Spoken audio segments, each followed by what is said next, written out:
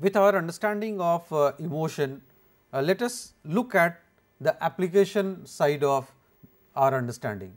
So, how is it that our understanding of emotion will affect various other domains, allied areas, and what are the application if as a technology graduate I have to understand where can I make uses of this information. Humankind has made profuse usage of emotions in almost all man made artifacts, be it stories, art, figurative painting or sculptures.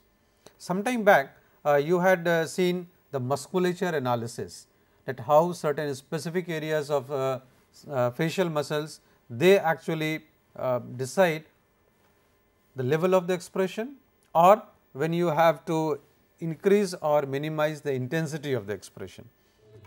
Now, here you have a artist who is actually sketching human face, and you can see here how the pencil moves.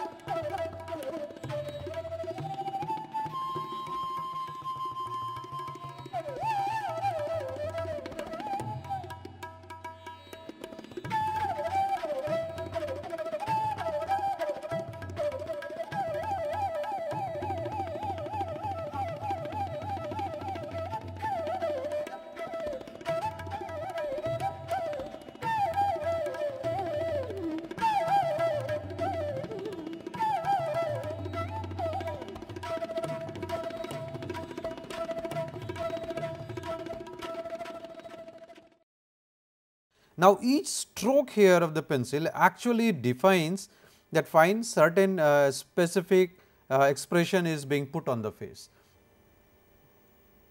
You can see here right now it has to do with the eyes, the eyebrows, and gradually it goes to the lips.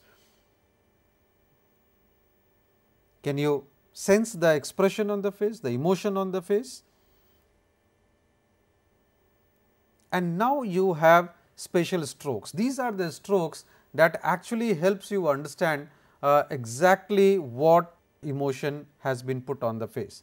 Now, understanding of emotion, when you look at certain artifacts, of course, you have sculptures, you have figurative arts, you have sand sculptures, you have stone sculptures, freehand sketching like this, where actually the artist will always try to minimize or maximize something on the face, and that something is actually it has to do with the emotion. Now, if you ask this artist that fine, do you know what facial muscles are actually involved in the expression of this type of an emotion, I am sure that the artist will not be able to do so. Even though the artist does not know which facial muscle actually has to do with increase in the intensity or the decrease in the intensity of a particular expression, he or she definitely makes usage of it. And this is interesting dynamics when you try to understand the allied areas of knowledge and how emotion influences these areas. Here you have the photograph of this girl, and when you look at the other image, okay, actually you can very easily identify who she is. Now, there is an interesting thing here. Actually, in the case of cartoon characters, or when you make cartoons of individuals, you select certain features of the individual and then you try to maximize them, all other things are compromised with. Now, make a comparison between the two. The body has been completely compromised with.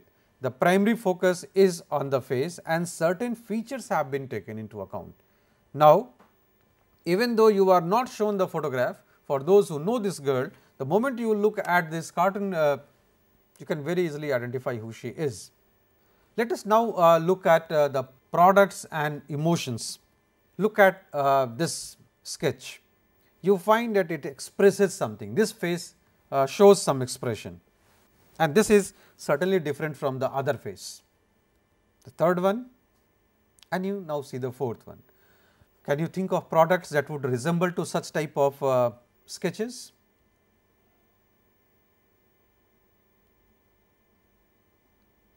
So, actually when you look at products, the way products look, they also communicate something to you, and that something has an emotional valency. When you look at these images, basically these are the front panel of a vehicle. Now, when you look at these selected parts of the car, you can very easily correlate it with the eyebrows, with the eyes and the lips of the normal human being. And when you put them together, when you assemble them together, you feel as if it says something. The expression that you find here is not of course on the human face, but then the way things are assembled in any given vehicle will always communicate you something, and this is how you find that this product is a little better compared to other, or this has more of appeal compared to the other product. Facial expressions have also been used to represent something other than this. I am sure you all know about the multivariate data. It is a statistical technique, and mathematician Hermann Chernoff used the cartoon faces to represent multivariate data. Now, they are these type of representations, these cartoon faces are called Chernoff faces, and the curvature of the mouth, the angle of the eyebrow and the width of the nose, okay, they were primarily taken into account, and these faces were used to depict population density and crime rate. Now, look at these faces. When you look at these faces, just you were looking at the front panel of a car, or when you were looking at other things, basically you look at certain selected geometric shapes on the face, and these faces communicate something to you. In this case, Chernoff was actually trying to say that this percent of the population, okay, is affected by crime, and instead of showing all those statistical data, primarily he was focusing on these faces, and the focus was again remember on the curvature of the mouth, angle of the eyebrows and the width of the nose, and you can see it is varying in all these 6 images, and depending on this you can very easily understand what this data actually tells you. Now, in the previous case what you saw was that you had a normal photograph of a girl and then you had the cartoon representation of the girl, where the cartoon tells you something. Before that we had the freehand sketch, where these sketches tell you something and they express some emotion. Here, even though these Chernoff faces are actually trying to tell you the crime rate in a given population, actually you also see the emotional appeal attached to it. So, these are some of the very interesting pragmatic usage of emotion in our day to day life. We are right now on a website which will take us to the interesting world of masks. I am sure some of you must have come across the No theatre and the popular No masks of Japan. Let us have a look at that. Look at the different types of masks that you see here. I am taking you to just one site and just have a look at it. Now, Japanese they use this No mask, and this is a popular art of Japan. When you look at these faces, okay, just try to memorize Chernoff faces that you saw right now, which was primarily trying to represent the multivariate data, or just recollect the cartoon representation of the lady that you saw. Okay. Now, there are certain areas of focus. You look at the eyebrow, the distance between the eyes and the eyebrows, the flattening of the nose, and you find here that the emotions on these faces, it basically is determined by certain features of the face, and remember that these are masks and therefore, they would remain the way they are. So, it is static.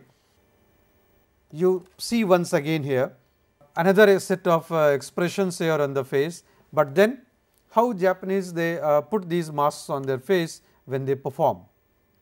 Look at these expressions. These are with all types of muscular contraction that we had talked about with respect to musculature analysis, how you primarily put your face in such a way that the expression that you are putting there gets intensified. And irrespective of whether it is Chernoff face, whether it is cartoons, whether it is freehand sketch, what you actually realize is that there are commonalities. The knowledge that the human race has, it is being shared by different domains. Advertisements, theatre and cinema are the areas which has maximally used human emotion for commercial enterprise. At times, you find some of them precisely focusing on one modality, and it is remarkable. Another interesting application of emotion is also seen in typography, the art where you represent things with the typeset letters. You must have seen several advertisements where you actually have a representation where letter tells you something. Now, look at the E here, letter form E that represent fish, that represents hot soup, and in the X you just induce something and then it creates a yolk, the impression of the yolk, and then you understand eggs. Now, this is what the experts of typography will do. Look at the image on the left panel. Here you have two individuals engaged in an action. Okay. Now, if you have to express this with the help of exclusively letters, you see here the first boy, his name is Abhishek, the other boy, his name is Dinesh. What is Abhishek doing to Dinesh? Okay. Now, remember that the image has to be substituted by the typography. The letter only has to represent the feeling of the individual, and you see this is how emotion also again comes into play here. Look at these images. Now, this boy is giving three different types of postures, and actually these representations are further now on the right panel. You see them, that fine, if you are putting your hands like this, how will the letters represent so? Now, typographically the action should be translated exactly into the way the letter forms are written, and if you remove the images, then the letter form should actually tell you that yes, this is what it means. So, primarily these letter forms, they are supposed to induce the same feeling in you, the same emotion in you that you generate when you look at the images. Now, look at surprise here, surprise in different forms, okay, and how the body language conveys surprise, and then similarly, if you have to convert these body language into typographical forms, then how the letter form will actually represent this emotion. So, as discussed earlier, researchers have used schematic faces also for studying emotion, and the primary advantage of usage of schematic faces over the real face is the reduction of the confounding effect of familiarity. An interesting dimension of schematic faces is the reduction of emotion expression to geometric shapes. So, primarily I am not looking at say the expression per se, but I am deriving certain geometric forms out of the facial expression. Look at these images. Now, these are actually the representations where you derive certain geometric form out of a natural human expression. I like to share one of my studies with you here. Look at this face. I will primarily ask you to focus on this face exclusively, wherein you will be looking at the micro momentary changes on the expression.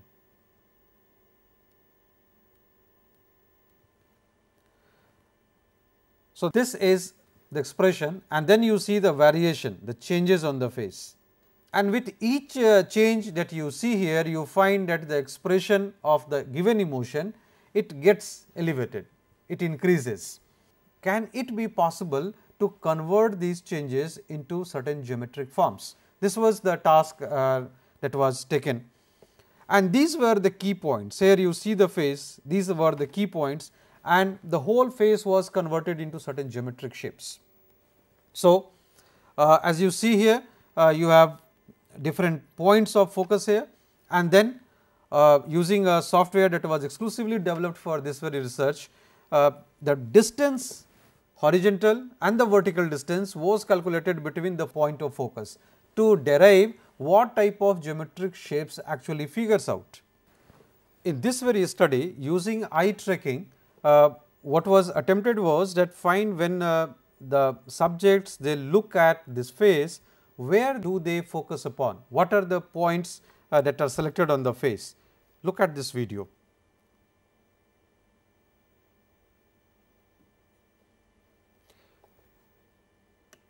What is interesting in this case is that there were only few points that were focused on the face, not the full face was seen.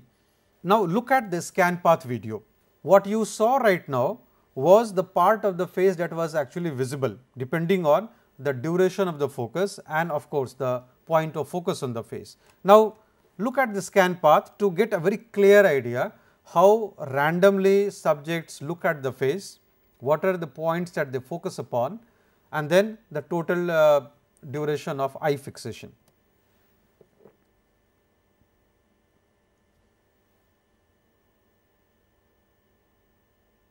Now, see, these are the areas that are actually focused upon.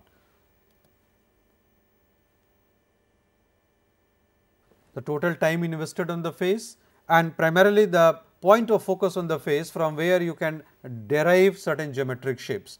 So, this study was conducted on a whole set of subjects to realize that there are certain facial features that are taken into account, and faces, their expressions can be converted into geometric terms, and therefore, in geometric terms these expressions have line elements of expressions in the eyebrow, the eye, nose and the mouth. So, eyebrow, eye, nose, mouth, these are the four prominent positions that were found in this study, that from these locations on the face you can very easily drag out certain geometric shapes. Remember, Chernoff face also had focused on 3 of these areas. Now, when you use these lines and angles, they actually represent something. For example, when you use a S curve, it represents joy, horizontal line calmness, zigzag line anger, spiral line pain, and geometric lines they represent sorrow. The email and the computer bulletin board users are meant to tilt their heads 90-degree left to view these expressions. Now, look at the image on the left panel and the description on the right. Here the top one said frowning, the middle one disgusted, the third one said smiling. To look at this, actually you have to redo it, no? Convert, you have to actually tilt your head 90-degree, and when you tilt it 90-degree, actually what you see is 2 dots that represents the eyes, a straight line representing the nose, and then the curve that actually represents the lip. So, when I say said frowning, okay, this is what is possible. Now, this is when you use the computer keyboard, this is what you show, said frowning. When you tilt your head 90-degree, what you actually get is, now when you look at this, you say that yes, it represents some emotion. Similarly, if you make a change here, this remains the same, but then you have a change here and you just say that okay, it changes. No, you say said smiling. Now, this is how the computer bulletin boards and the email users they have been using these for. Actually, what you are using are just geometric forms, but what you want to communicate is not geometric form, but emotion. Look at these emoticons, the popular smileys and the emoticons, they have replaced the facial paralanguage, and when you look at them, actually you communicate exactly what you feel, and this is an interesting part of application of our understanding of human emotion with respect to usage. I am right now looking at the Yahoo Messenger, and when you click on the emoticons that are available, you have a set of emoticons, and remember that these emoticons will always be in action. Another interesting application of emotion and its understanding can be seen in animations. Look at this image. Now, here you have just a pencil sketch, and when you look at it, you can sense what is the expression shown on the face.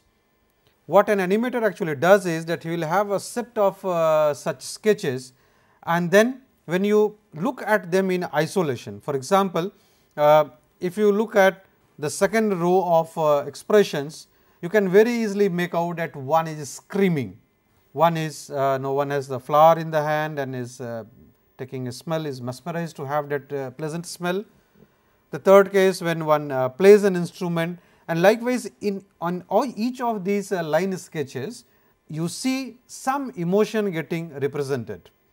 Now, when you synchronize them all together, when you put them all together in action, and when you have the animation, you have the real impact coming in.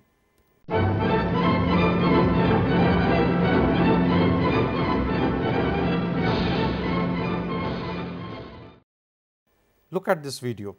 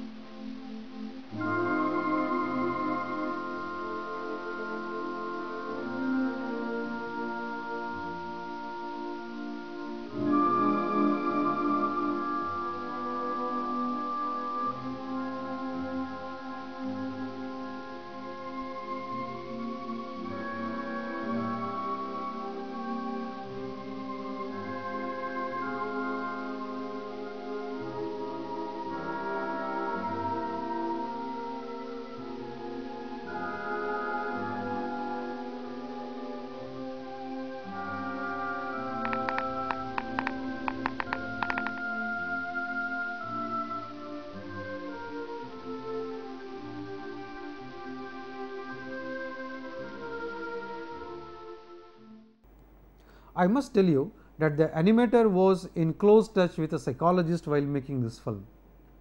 The task at hand was to convey a social message using era-old folklore.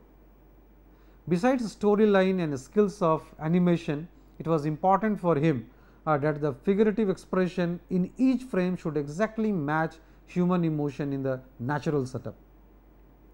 You find another domain of knowledge deriving benefits from the understanding of affective processes. Now, initially you saw the pencil sketches. In the still condition, you could still look at the sketch, each of these individual sketches, and you could very easily understand what the expression is. Now, when you put them on a running string, when you make the full animation film, each of these separate images convey you much larger than what the individual image was trying to convey. So, when you looked at these images and the animation film, actually you see that primarily what it is banking upon are, of course, other than emotion, it is also the facial expression of these emotions. So, it is the bodily representation of an action which is of course emotionally charged, and then you have expression on the face, and together you put everything and then you construct a story, and the storyline, each of these sketches in the animation conveys you that with certain degree of emotion involved. With respect to products and emotions, affective computing system is another interesting example which recognizes users' affective state and try to model them. If you look at the development of emotion mouse by IBM, or when you look at the wearable sensors designed by MIT Affective Computing Group, basically you find that the affect generated by a product is always taken into account while designing the product. So, you have any product at hand, and then the emotion that it induces in the user is always taken into account. Several of the modern day gadgets make use of the visual signals, and these can be obtained in small devices. You have a voice recorder, you have digital camera, you have watches, you have mobile phones, etc. And each of these products as small as these ones, or if you take a little bigger ones, the PCs, the photocopier for example, several of the actions are represented in one button, and that button has a particular action, and usually it will have the icon that it has represents something, it tells you an emotion, it conveys you something. The lines and curves in these icons that are used on these products can also induce emotion in you, and it can be worth studying the relationship between the user's emotion and the visual signals that are put on these products. The understanding of affect has gained importance in user experience studies in design, and scientific understanding of emotions and expressions has been extended to animated characters also. So, when you look at the virtual characters available on the web pages, design plays an important role there in making the feel holistic. The incorporation of behavioral sciences input into design practice makes the virtual character more lifelike. The modern day researchers are making use of it in interactive entertainment such as videos or computer games, and making physical robots capable of displaying emotions. In the contemporary world, virtual characters, also known as believable agents or synthetic actors and synthetic personalities by the AI communities, the artificial intelligence communities, are the emerging form of man-made artifacts. The combined effect of animation and artificial intelligence has led to the development of real-time interactive virtual characters such as pets and babies. The interactive experiences with these characters are also very powerful when you look at it from emotional viewpoint. Some examples of the popular virtual characters are dogs and pets, creatures, and if you look at the physical robots, then Tamagotchi, Furby, Abo, these are the physical robots, and you find that for these virtual characters or the physical robots, how emotion has been taken into account. You saw that a video from Takanishi Lab where you saw that humanoid robot showing human expression. Look at these virtual characters, the babies, the pets, and these are the virtual characters which are supposed to play real life situations. The user has the option of touching and putting pets by using the hand shaped cursors, and in turn it also displays emotions. Further, it also grows with the passage of time on the user's desktop, thus inducing emotional relationship with the users. One of the applied aspects of such products could be their usage for behavioral training. For example, one could be helped to develop compassion and care, giving these virtual characters and allowing the user to feed and care these characters.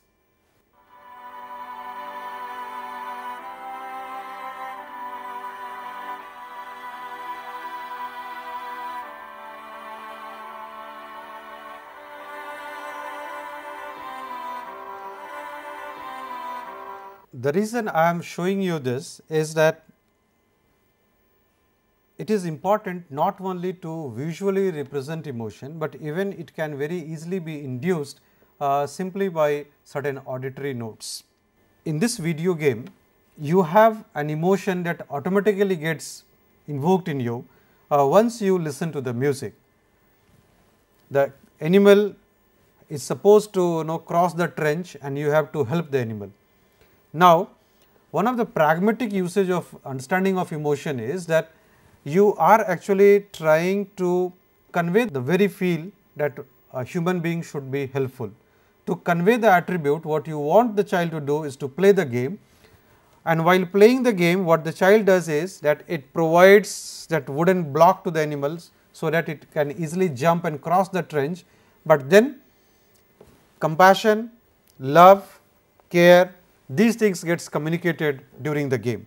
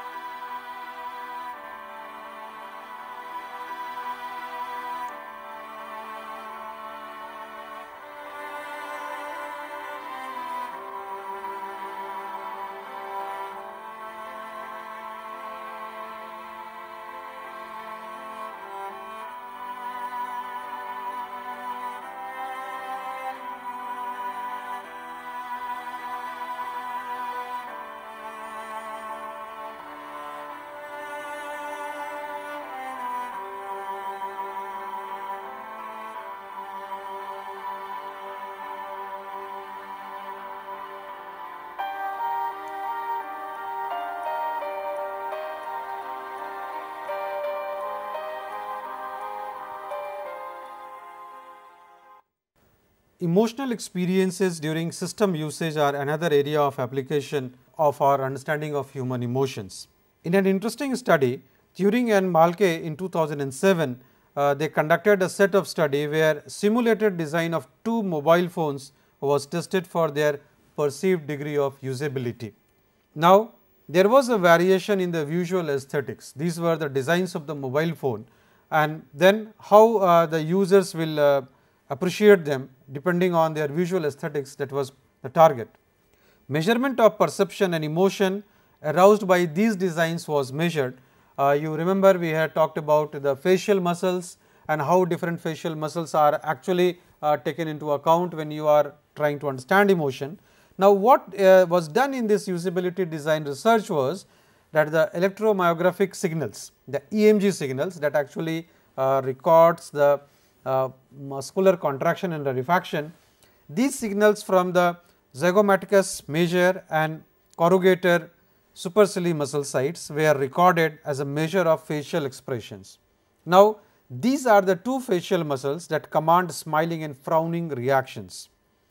These are the two muscles on the that you see here, one on the top of the eyelid and then you have on the cheek. Now, these two muscles, they practically command the smiling reactions and the frowning reactions. What was observed was that less arousing subjective feeling for the well designed systems. So, reduction in the activity of corrugator supercilii was recorded during high usage of well designed system, and whereas this was reversed for the ill designed system.